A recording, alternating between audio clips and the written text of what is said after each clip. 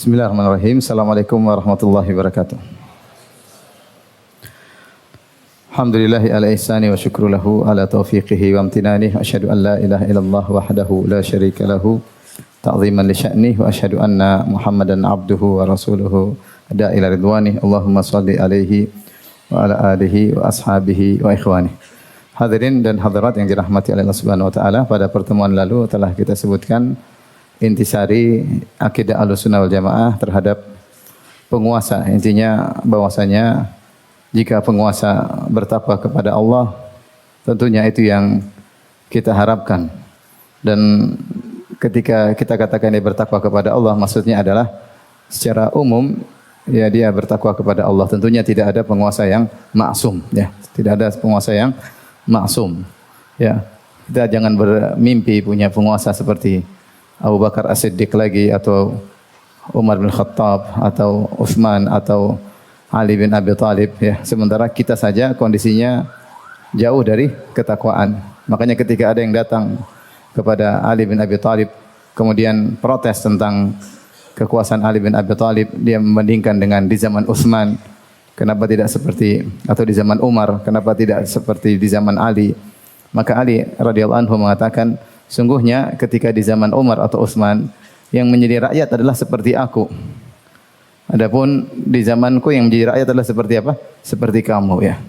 Oleh karenanya kaidah mengatakan, ya, kama tadinu yuwalla alaikum, sebagaimana kalian beragama maka akan diberikan kepemimpinan seperti kalian.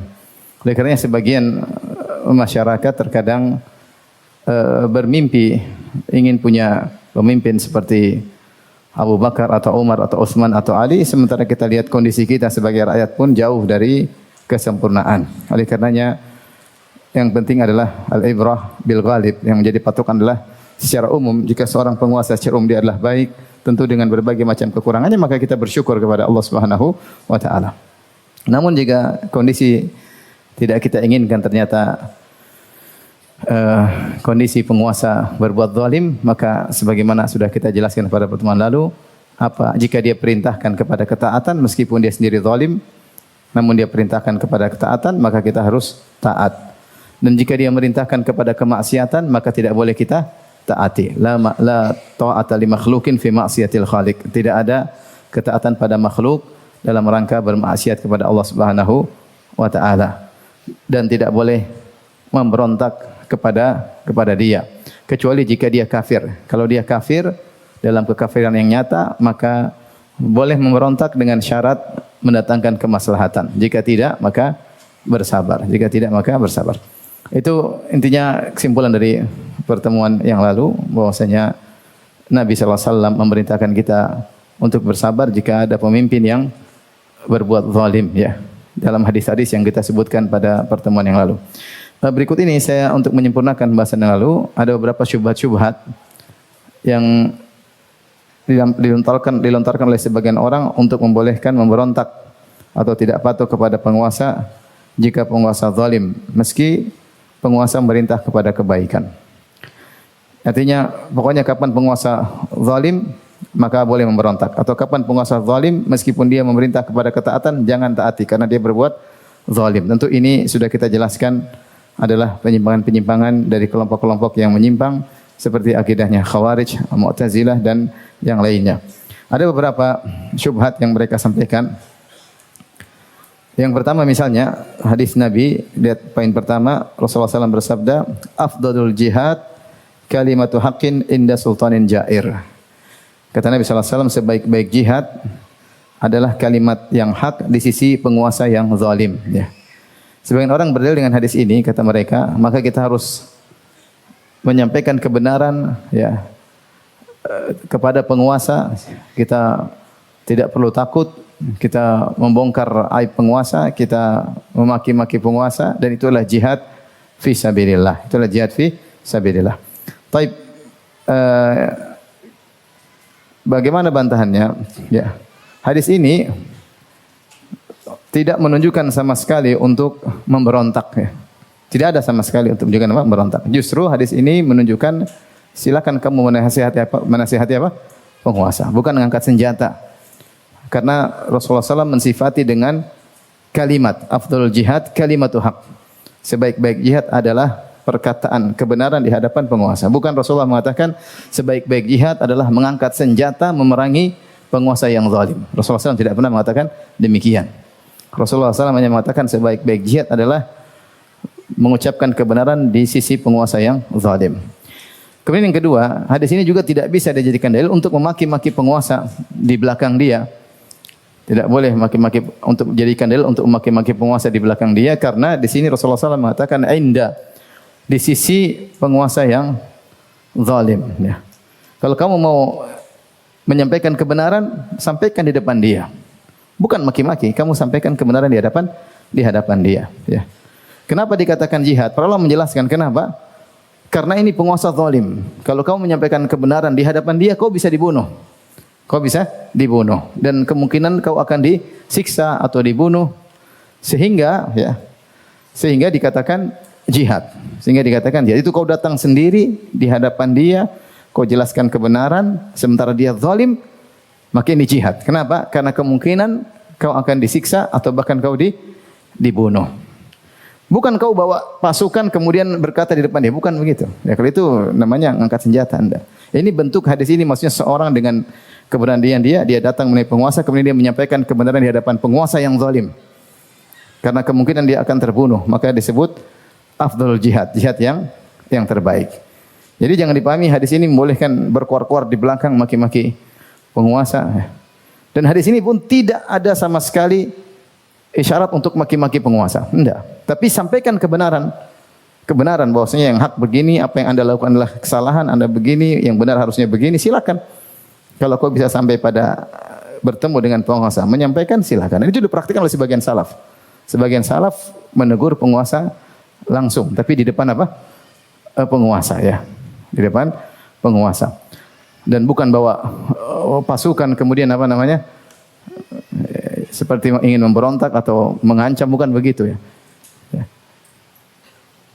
Oleh karenanya, ikhwan dan akhwat yang rahmati Allah Subhanahu wa taala, maka bukan di antara metode Ahlus Sunnah adalah memaki-maki penguasa di belakang. Kalau memang kau berani datang sendiri sampaikan di depan dia, semoga dia bisa mengambil faedah dan bisa berubah. Karena tujuan bernahi mungkar apa? Tujuan nasihat agar dia berubah menjadi lebih baik, agar dia berubah menjadi lebih baik. Adapun kalau ngomong di belakang, kemungkinan besar dia tidak berubah. Mungkin dia semakin bejat, mungkin dia semakin zalim dan semakin parah. Makanya ketika ada seorang datang kepada seorang khalifah, kalau tidak salah Harun ar-Rasyid, kemudian dia berkata, wahai khalifah, dengan berani datang sendiri. Ulama ini datang kemudian dia mengatakan, saya akan menasihati engkau, wa musyaddidun alaik, dan saya akan menasihati engkau dan akan keras kepadamu. Maka tahammal, sabarlah. Aku akan menasihatimu dengan nasihat yang keras. Maka khalifah ini berkata, tunggu dulu ya. Tunggu dulu. Kata khalifah tersebut, engkau tidak lebih afdal daripada Musa dan aku tidak lebih buruk daripada Fir'aun.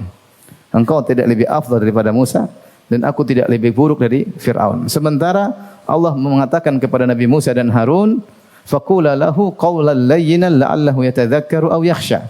Ucapkanlah kalian berdua wahai Musa dan Harun alaihi wassalam kepada Fir'aun dengan perkataan yang baik, yang lembut, siapa tahu Fir'aun sadar. Saya tidak mau dengar nasihatmu, kata siapa? Khalifah tersebut. Karena engkau tidak lebih baik daripada Musa dan aku tidak lebih buruk dari Fir'aun. Itu pun Musa yang lebih baik daripada kamu menasihati Fir'aun yang lebih buruk dari saya, itu pun dengan perkataan yang lembut. Ya. Saya tidak mau dengar nasihat. Ini disebutkan oleh Ibnul Jauzi dalam kitabnya Al-Muntazam. Ya. Jadi tentunya tujuan kita menasihati adalah perbaikan, bukan sekadar melampiaskan kemarahan. Kita ingin ada perbaikan. Nah, perbaikan kau datang ketemu, sampaikan langsung. Siapa tahu nasihatmu bermanfaat baginya meskipun dia zalim. Namun ada resiko. Bisa jadi kau di penjara, bisa jadi kau dibunuh. Itulah kenapa Nabi mengatakan afdalul jihad kalimatu haqqin inda sultanin jair. Sebaik-baik jihad adalah perkataan yang hak yang diucapkan oleh seorang di depan penguasa yang zalim. Bukan main belakang, apalagi bawa orang rame-rame, bukan. Datang sendiri ngomong, itulah yang dimaksud. Jadi tidak ada dalil sama sekali untuk maki-maki penguasa, kemudian kumpulin massa untuk bikin kisruh, enggak ada sama sekali dalam hadis ini. Yang ada di sisi ya, bukan untuk memprovokasi massa, mencaci maki penguasa. Tapi ini syubhat yang pertama. Syubhat yang kedua, hadis Nabi dalam Sahih Muslim, Rasulullah SAW bersabda, "In amara alaikum abdun mujadda'un aswad yaqudukum bi kitabillahi ta'ala fasma'u wa ati'u." Kata Nabi, jika memerintahkan kalian hamba sahaya, mujadda' itu terpotong jari-jarinya, terpotong mungkin ujung-ujung tubuhnya, dia hitam. Yaqudukum bi kitabillah, yang menggiring kalian dengan Al-Qur'an, fasma'u wa ati'u, maka dengarlah dan taatlah. Ya. Di sini Rasulullah SAW mengatakan hamba sahaya yang menggiring kalian kepada kitabullah, ya. Menggiring kalian dengan kitabullah, dengan Al-Qur'an. Kata mereka, ini qaid atau syarat bahwasanya penguasa yang boleh ditaati hanyalah yang menyeru kepada kitabullah, yaitu berhukum dengan hukum Allah. Mafhum mukhalafahnya, kata mereka, kebalikannya, jika penguasa tidak menggiring kepada kitabullah, enggak usah ditaati. Enggak usah ditaati. Ini sering disampaikan oleh mereka hadis ini. Disampaikan oleh mereka hadis ini. Saya ulangi syubhatnya, mereka mengatakan hadis ini datang dalam Sahih Muslim, ya, mengatakan yang boleh ditaati hanyalah abdun habasyi aswad mujadda' yaqudukum bi kitabillah. Jika memerintahkan kalian meskipun hamba sahaya, namun dia menggiring kalian kepada Al-Qur'an, maka dengarlah dan taatlah. Berarti jika dia tidak menggiring kepada Al-Qur'an dan sunnah, maka jangan taat. Ini namanya berdalil dengan mafhum. Jadi dalam hadis ada tinjauan tekstual dengan tinjauan kontekstual. Tekstual namanya mantuk. Ini istilah usul fikih. Kontekstual namanya mafhum. Seperti misalnya hadis Nabi SAW yang masyhur dalam masalah fikih air, idza balagal ma'u qullataini lam yahmilil khabath. Kata Nabi SAW, jika air volumenya telah mencapai 2 kullah, sekitar 200 liter, lam yahmilil khabath, maka tidak mengandung najis. Artinya kalau ada najis yang masuk, tidak pengaruh.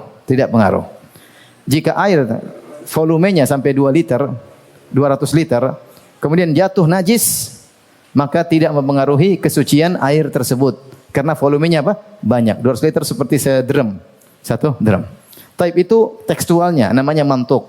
Apa mafhumnya? Mafhumnya berarti kalau air kurang dari 200 liter, misalnya 190 liter, terkena najis, otomatis air ternajisi. Maka itu namanya kontekstual atau disebut dengan apa? Mafhum. Faham? Baik. Nah, dalam usul fikih berdalil dengan mantuk lebih kuat daripada mafhum. Karena mantuk adalah tekstual, sementara mafhum adalah kontekstual. Saya ulangi, Rasulullah bersabda dalam hadisnya, jika air telah mencapai 200 liter, sekitar 200 liter atau 2 kullah, lam yahmilil khabath. Kalau ada najis yang masuk, maka air tersebut tetap dianggap suci. Najis yang masuk tadi tidak berpengaruh. Apa yang dipahami dari hadis ini? Kontekstualnya berarti sebaliknya, jika airnya kurang dari 200 liter, dari 2 kullah, kalau terkena najis, maka airnya otomatis ternajisi. Baik. Hadis ini kita kembali. Hadis ini mantuknya apa? Mantuknya kalau ada hamba sahaya menyeru, menggiring dengan Al-Quran, maka taat dan dengarlah. Mafhumnya kalau dia tidak menggiring dengan Al-Quran, maka jangan apa? Taat. Faham? Jadi orang-orang yang mengatakan boleh memberontak kepada penguasa jika tidak menggiring pada Al-Quran, maka mereka berdalil dengan mafhum hadis ini. Baik. Bagaimana kita membantah hadis ini? Pertama, tentunya mafhum ini tidak dipahami oleh para salaf. Oleh karena kalau siapa yang baca buku-buku akidah, ya, semua buku-buku akidah selalu mengatakan bahwasanya taat kepada penguasa baron am fajiran kana. Apakah dia baik ataupun dia zalim, ya. Dia baik maupun dia jairan. Maka para ulama salaf tidak memahami bahwasanya mafhum dengan mafhum hadis ini. Yang sebagaimana yang kalian pahami, ya. Sehingga mereka tidak menyebutkan kalau mereka zalim silakan memberontak, itu enggak ada dalam buku-buku akidah. Paham? Yang kedua, hadis ini mafhumnya bertentangan dengan mantuk hadis.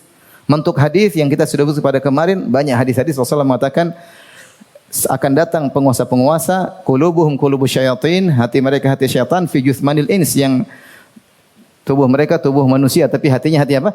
Syaitan. Tapi Rasulullah SAW melarang untuk apa? Untuk memberontak. Hadis yang lain juga, apakah pemerintah yang paling buruk yang kami memaki mereka, mereka maki kami, kami melaknat mereka, mereka melaknat kami. Apakah kalau ada penguasa seperti begini, boleh kami memberontak ya Rasulullah? Boleh kami lengserkan paksa dengan pedang? Kata Rasulullah SAW, tidak boleh. Illa antara fihim kufran bawahan. Tidak boleh kecuali kalian melihat kufran nyata yang dia lakukan. Sehingga hadis ini mafhumnya bertentangan dengan mantuk. Bukan berarti kalau ada penguasa bermaksiat boleh memberontak. Karena bertentangan dengan mantuk hadis yang mengatakan tidak boleh kecuali apakah?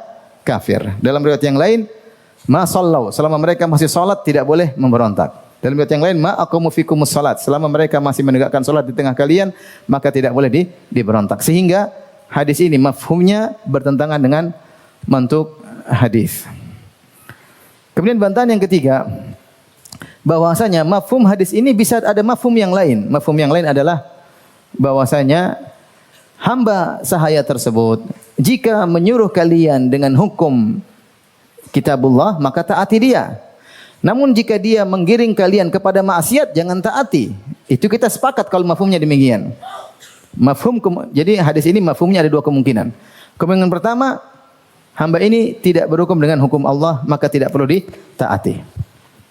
Maka kita sudah bantah tadi bahwasanya mafhum tersebut bertentangan dengan mantuk hadis, tekstual hadis yang melarang memberontak kecuali kalau dia kafir. Paham?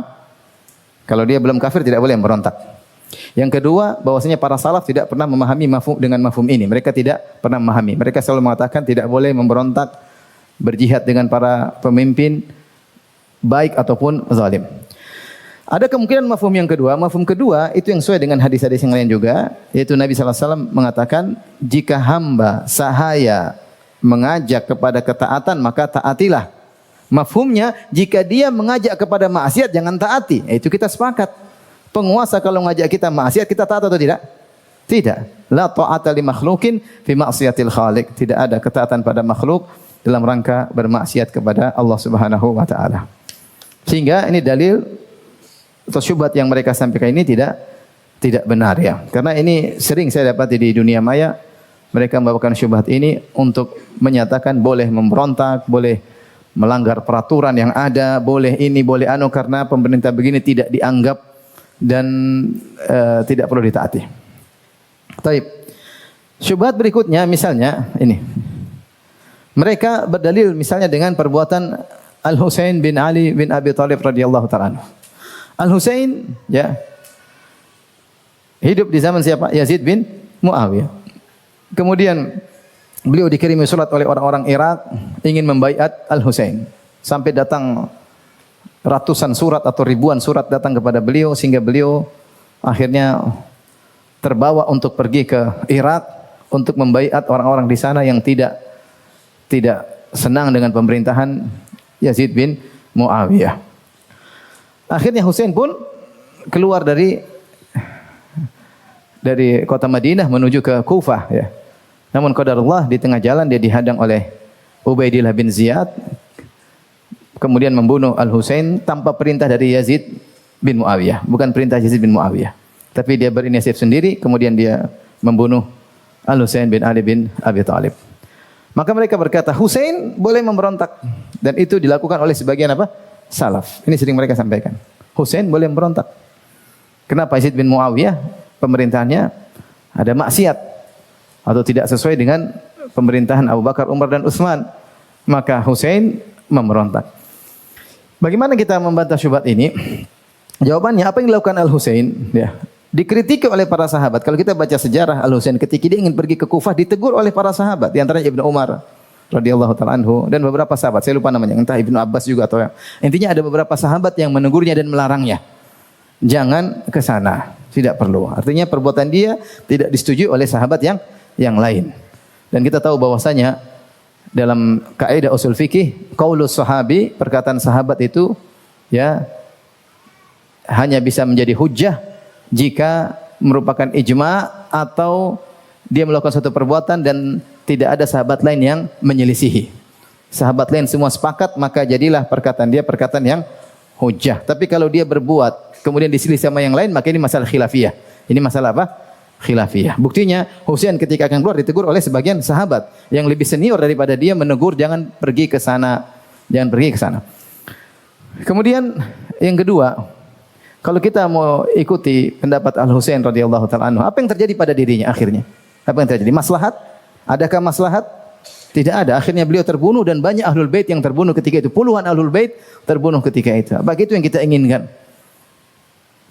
Oleh karenanya Ibnu Hajar rahimahullah taala menyebutkan memang benar bahwasanya dulu sebagian salaf punya pendapat seperti ini.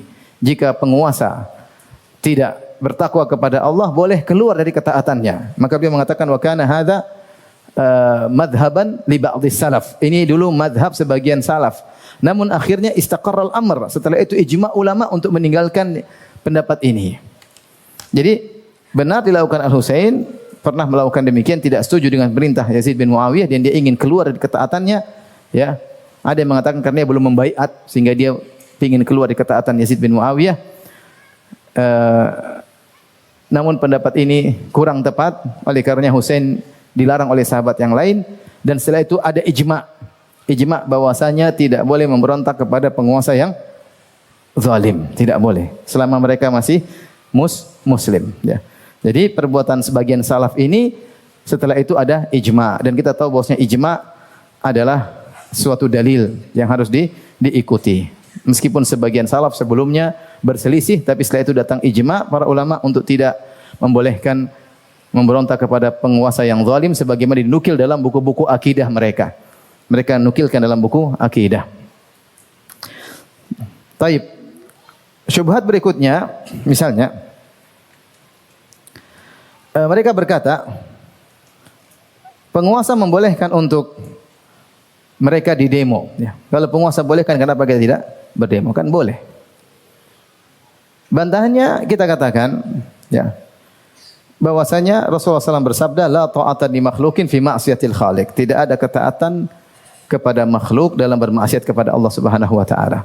Meskipun penguasa membolehkan dia dicaci maki misalnya, apakah kita ikut misalnya mencaci maki dia? Ya. Kalau misalnya saya bilang saya mengizinkan saya untuk dipukul, kemudian kita boleh pukul, ada orang mengatakan saya izinkan untuk mukul saya, apakah kemudian saya boleh mukul? Enggak boleh. Menyakiti dia meskipun dia izinkan. Ya. Apalagi dengan provokasi massa yang banyak, mudaratnya sangat besar. Pertama, mudaratnya bercampur baur laki-laki perempuan, ikhtilat. Mudarat yang kedua, mencaci maki. Mencaci maki dengan lisan yang kotor sekotor-kotornya, mengungkap aib sebanyak-banyaknya di depan massa. Dihabisi penguasa dengan kata-kata yang buruk. Tentunya penguasa jengkel lah, manusia biasa. Ya.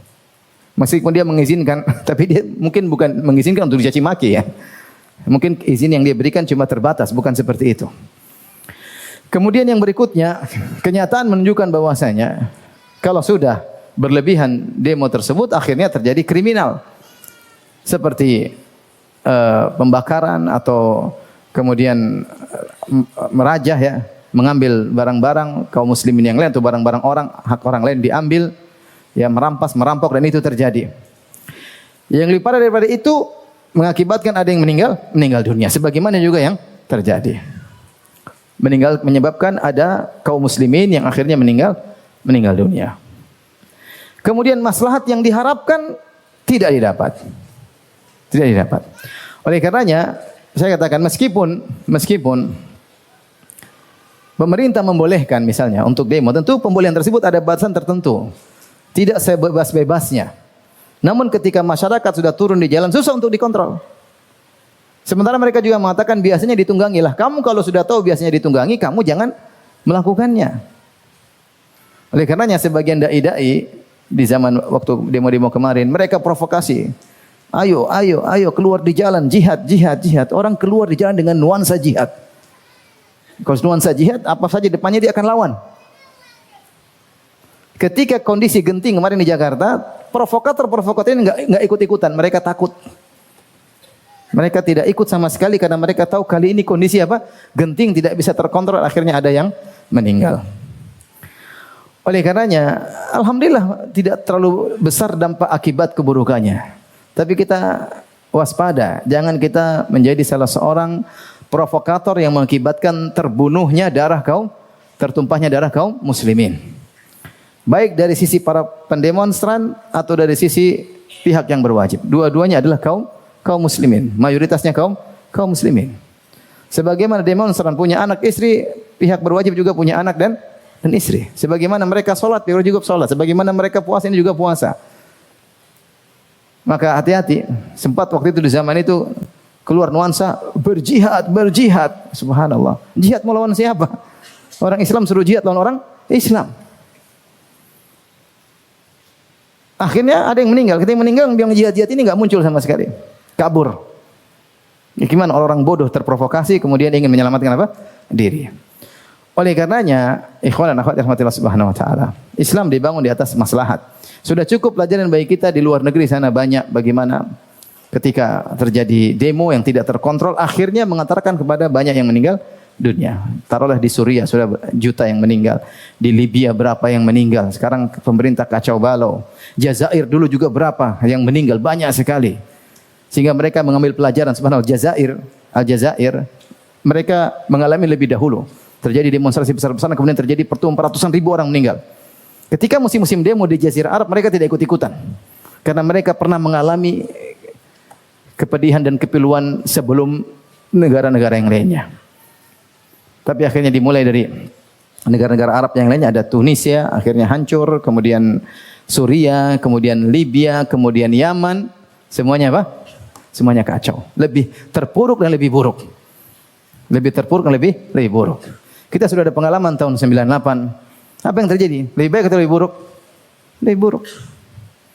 Oleh karenanya, maka jangan kita bermudah-mudah kemudian ingin merubah kemungkaran dengan cara-cara yang tidak benar. Kalau ingin ikut prosedur dengan cara yang baik ya, dengan cara yang prosedural ya, adapun dengan cara-cara tadi maka tidak dibenarkan. Wallahu taala alam bisawab. Baik. Di akhir pembahasan tentang al-asal yang ketiga ini ada peringatan yang disampaikan. Yang pertama, ikhwan, ternyata banyak dari mereka yang memberontak kepada penguasa yang zalim, tujuannya ternyata bukan akhirat, tujuannya ternyata adalah dunia. Tujuannya ternyata dunia. Bukan akhirat, tapi tujuannya apa? Dunia. Sebagaimana diingatkan Hasan al-Basri rahimahullahu taala. Dalam sebuah riwayat ada seorang dari Khawarij datang kepada Hasan al-Basri. Kemudian dia mengetes Hasan al-Basri. Dia berkata, "Ma taqulu fil Khawarij?" Wahai Hasan al-Basri, ya, apa pendapat engkau tentang Khawarij? Maka Hasan al-Basri berkata, "Hum ashabud dunya." Mereka adalah pencari dunia. Qala wa min aina qulta wa ahadum yamshi fi ramah hatta yankasira fihi wa yakhruju min ahli waladi. Bagaimana kau mengatakan dia mencari dunia sementara dia kemudian jalan bawa tombaknya ingin berjuang sampai dia mati di situ, dia meninggalkan anak istrinya. Artinya benar-benar mencari akhirat. Bagaimana kau bilang dia cari dunia? Ya. Kemudian Hasan berkata kepada orang tersebut, "Haditsni anis sultan." Coba kabarkan kepada tentang penguasa zalim yang kau berontaki. Ayamna'uka min iqamatis salat wa ita'iz zakati wal hajji wal umrah? Apakah penguasa yang zalim ini melarang engkau untuk salat, melarang engkau untuk bayar zakat, melarang engkau untuk haji, melarang engkau untuk umrah? Kata dia tidak dilarang. Fa'arahu inna mana akad dunya faqatalta. Kalau gitu menurut saya yang buat kau memerangi dia karena dunia tertahan bagimu. Kau tidak meraih dunia sebagaimana mereka. Sehingga kau akhirnya apa? Memberontak. Tentunya tidak semua, ada yang memang berontak mungkin mencari dunia, mencari akhirat. Tapi isyarat dari Hasan al-Basri bahwasanya bahkan Khawarij pun yang ada di zaman beliau ternyata ketika memberontak maka senjata bukan tujuannya apa? Akhirat, tapi tujuannya apa? Duniawi. Dan itulah lihatlah kenyataan sebagian berontak-berontak ketika dapat dunia, diam atau tidak? Diam atau tidak? Diam. Setelah diberi kekuasaan sedikit, diam atau tidak? Diam. Berarti tujuannya bukan akhirat. Tujuannya apa? Duniawi. Nah, kita jangan dibodoh-bodohin ikut mereka kalau ternyata tujuan mereka juga apa? Dunia. Wong tujuannya akhirat saja tidak boleh memberontak kepada penguasa yang zalim kecuali kafir, baru mungkin kita boleh berontak kalau memang bisa mendatangkan kemaslahatan. Apalagi ternyata yang berkuar-kuar tersebut hanya tujuannya apa? Duniawi. Kenapa dunia dia tertahan? Dia tidak bisa meraih keinginan dunianya. Kenapa? Dia sholat boleh, dia puasa boleh, dia haji boleh, dia nikah juga boleh, dia poligami juga boleh. Dia melakukan perkara akhirat juga boleh. Kenapa dia kemudian memberontak? Ya. Saya tidak mengingkari bahwasanya ada yang memberontak mungkin karena akhirat, tapi tidak semua. Kebanyakan yang kita dapati, tukang kuar-kuar tersebut rata-rata mencari apa? Dunia. Dulu tukang kuar-kuar, sekarang dia dikuar-kuari. Sekarang dia jadi penguasa, sekarang jadi pejabat. Dikasih jabatan, menang, selesai. Berarti dia dulu bukan karena Allah Subhanahu wa taala. Maka kita jangan dibodoh-bodohi. Kemudian yang berikutnya yang saya ingatkan, sudah saya ingatkan bahwasanya tetap menjaga darah kaum muslimin jangan sampai tertumpah. Ingat, yang memberontak kepada penguasa sudah saya sebutkan ada 3 model. Yang pertama Khawarij. Ini perbedaan antara ada Khawarij yang pertama, yang kedua Al-Bughat, yang ketiga perampok. Al-Khawarij yang memberontak dikatakan seorang Khawarij jika mengumpulkan 2 hal. Pertama, dia mengkafirkan penguasa, yang kedua dia aksi memberontak kepada penguasa, berusaha membunuh penguasa. Itu baru dikatakan apa? Khawarij. Jadi Khawarij itu ketika beraksi dibangun di atas akidah pelaku dosa besar adalah apa? Kafir. Dia kafirkan dulu penguasa, baru kemudian dia memberontak dan aksi. Maka itu disebut dengan Khawarij. Nah, kalau ada orang seperti begini, kelompok seperti ini, maka dianjurkan untuk diperangi. Maka dianjurkan untuk diperangi. Kalau memang penguasa tersebut ternyata tidak kafir, tapi dipaksa untuk kafir karena melakukan dosa besar. Karena tidak semua pelaku dosa besar menjadi apa? Kafir. Namun mereka, akidah mereka mengkafirkan pelaku dosa besar, kemudian mereka aksi untuk membunuh. Nah, Khawarij dianjurkan untuk dibunuh. Rasulullah SAW memerintahkan untuk membunuh Khawarij. Rasulullah SAW mengatakan, kalau aku ada di antara kalian, la aqtulannahum qatla Ad. Aku akan bunuh mereka sebagaimana dihabisinya kaum Ad, itu sehabis-habisnya. Kata Rasulullah SAW, sungguhnya yang terbunuh oleh mereka mendapatkan pahala besar di sisi Allah Subhanahu wa taala. Makanya ketika muncul Khawarij, Ali bin Abi Thalib semangat untuk membunuh mereka. Dia tidak musyawarah, dia langsung apa? Semangat untuk membunuh Khawarij karena dia tahu banyak pahala di balik membunuh orang Khawarij, baik membunuh atau terbunuh. Dan Rasulullah SAW kabarkan bahwasanya Khawarij akan muncul terus sampai hari kiamat. Setiap muncul kemudian dipatahkan, kemudian muncul dipatahkan sampai akhirnya muncul di akhir zaman bersama Dajjal. Jadi Khawarij akan terus muncul. Ciri-ciri Khawarij mudah mengkafirkan, kemudian aksi. Kata Nabi SAW, yada'una ahlal awthan wa yaqtuluna ahlal Islam. Mereka membunuh orang Islam dan meninggalkan penyembah berhala. Itu ciri mereka. Jadi fokusnya bunuh orang Islam. Caranya gimana? Kafirkan dulu orang Islam, kemudian membunuh. Makanya terkadang mereka mungkin ngebom di masjid. Terkadang mereka mungkin hari raya mereka ngebom karena tujuan mereka membunuh apa? Orang Islam. Nah, ini Khawarij. Sebagian ulama ketika muncul ISIS, sebagian guru-guru kita di Arab Saudi, ya, kemudian mengatakan seperti Syekh Sa'ad Al-Satri ketika itu, dia mengatakan ciri-ciri ISIS adalah ciri-ciri Khawarij. Ciri-ciri apa? Khawarij. Kenapa? Mudah mengkafirkan kaum muslim dan langsung aksi, bunuh. Langsung bunuh. Ya. Dan itu dianggap Khawarij oleh mereka. Taib. Khawarij dianjurkan untuk diperangi karena mereka benar-benar merusak tatanan kenegaraan Islam, ya. Negara Islam yang mungkin dengan kelebihan dan kekurangannya, ketika muncul Khawarij akan terjadi pertumpahan darah yang besar-besaran dan hanya menguntungkan orang-orang musuh-musuh Islam dengan habisnya kaum muslimin karena perang saudara dengan Khawarij. Taib, ini model pertama. Model kedua, Bughat. Bughat ini beda dengan Khawarij. Bughat yaitu orang-orang yang berusaha memberontak karena menuntut keadilan.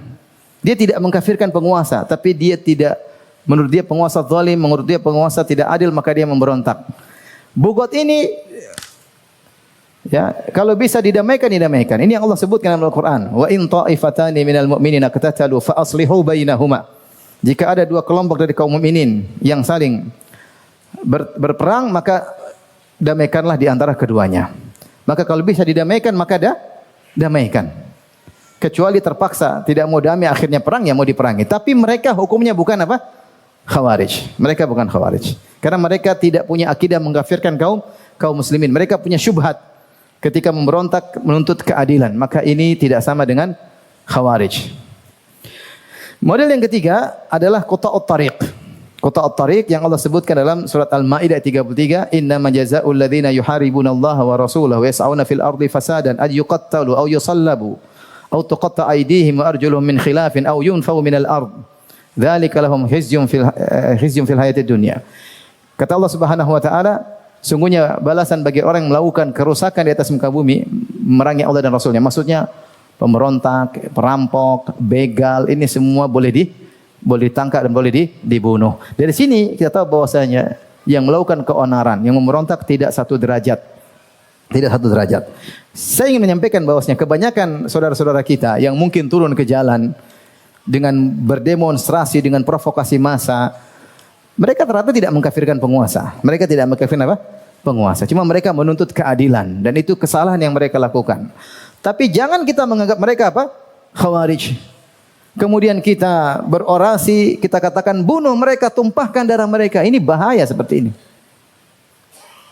Apa kata Nabi SAW? Ya, bahwasanya terbunuhnya seorang mukmin ya lebih berat di sisi Allah daripada hilangnya dunia dan seisinya.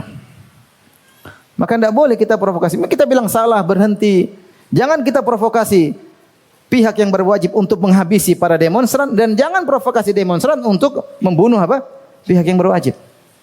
Tapi kalau sudah masuk demo sampai malam, emosi susah untuk dikontrol. Siapa yang mau kontrol? Lagi lapar, tidak ada makanan, sudah. Tiba-tiba banyak yang meninggal. Tiba-tiba bertumpah darah. Terus yang tukang provokatornya kabur. Tidak ikut-ikutan. Ya. Oleh karenanya, saya sudah sampaikan waktu kasus Suriah, para ulama kibar di Arab Saudi ditanya oleh orang Suriah, bolehkah kita berontak? Kata mereka, enggak, ini fitnah, jangan berontak. Maka mereka tidak puas, mereka tanya sama syekh-syekh muda. Syekh-syekh terkenal yang followernya banyak di medsos. Maka syekh-syekh muda tersebut berfatwa, ayo marah, ngamuk. Marah karena Allah. Sudah, akhirnya mereka terprovokasi, mereka memberontak, akhirnya 1 juta lebih meninggal. Iya, mungkin penguasa di sana zalim, tidak punya hati. Mungkin di tempat yang lain masih punya hati. Cuma disuruh pulang-pulang, tempat lain tidak bunuh. Di Mesir dibunuh ribuan. Di Suriah jutaan. Libya berapa? Alhamdulillah kita orang Indonesia masih adem ayem ya. Oleh karenanya jangan masuk dalam ranah-ranah apapun, jangan ucapkan satu kata pun yang bisa membuat tertumpahnya darah kaum muslimin. Hati-hati, Anda akan diminta pertanggungjawab pada hari kiamat. Gara-gara satu kata kita bikin provokasi, akhirnya masa terbunuh atau membunuh, repot. Urusannya panjang. Urusannya apa? Panjang. Dan sudah pelajaran bagi kita, orang-orang sok-sok jagoan yang bilang jihad, ketika bertabrakan dengan kemaslahatan dunia dia diam langsung, ya tidak? Dia nggak bisa berkutik lagi. Ketika ada kemaslahatan dunia dia tidak bisa bergerak, ketahuan kesalahannya atau apa, udah dia diam. Nggak pernah muncul lagi. Kenapa? Kalau orang yang lain mati nggak ada masalah, kalau dia bermasalah dia takut. Dan itu kenyataan sudah berulang-ulang seperti itu. Maka antum jangan ikut-ikutan.